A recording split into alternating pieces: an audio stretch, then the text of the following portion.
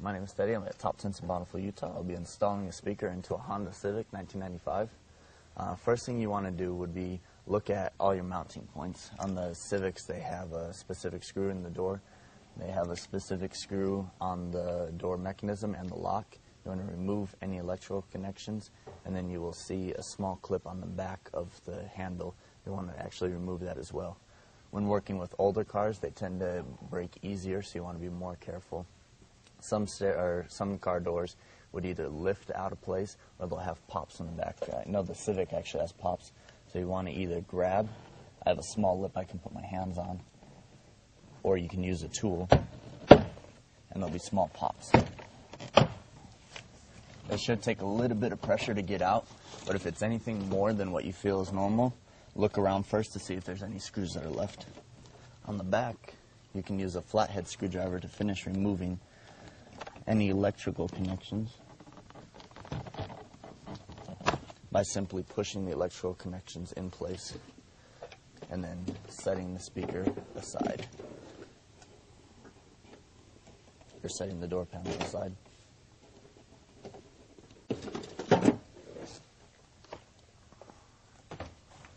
As far as removing the actual speaker itself, you should have a factory speaker in its location. What you want to do is it should have a few mounting points, different screws. Remove them with the regular screwdriver.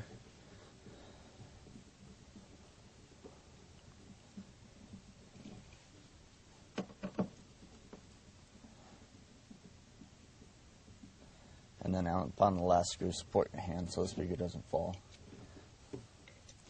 There will be connections on the back. Simply unplug the connections. If it's a factory one, the connector would probably more look like something of this sort. Okay. Now, upon installing the newer speaker, I'm actually running a crossover setup.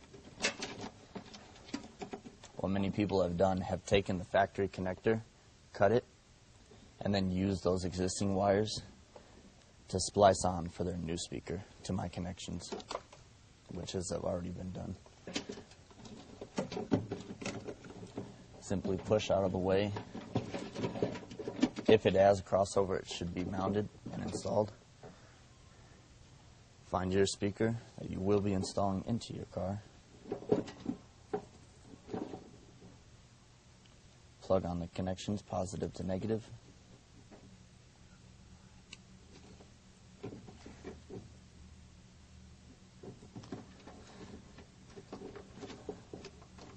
After tucking your existing wires, test fit to make sure it mounts good, and install your screws in the existing locations.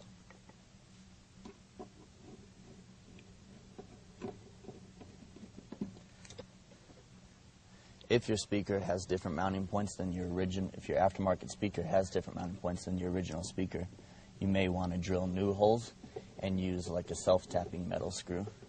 This one had a plastic that I was able to drill in with sheetrock screws to mount it.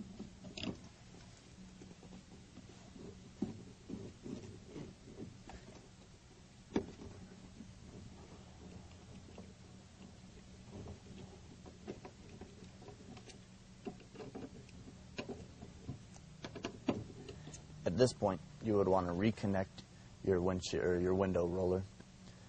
Plug it in, turn your car on, and test to make sure as it rolls down it doesn't hit the back of the speaker. If it does, you may want to get some kind of extender or adapter plate.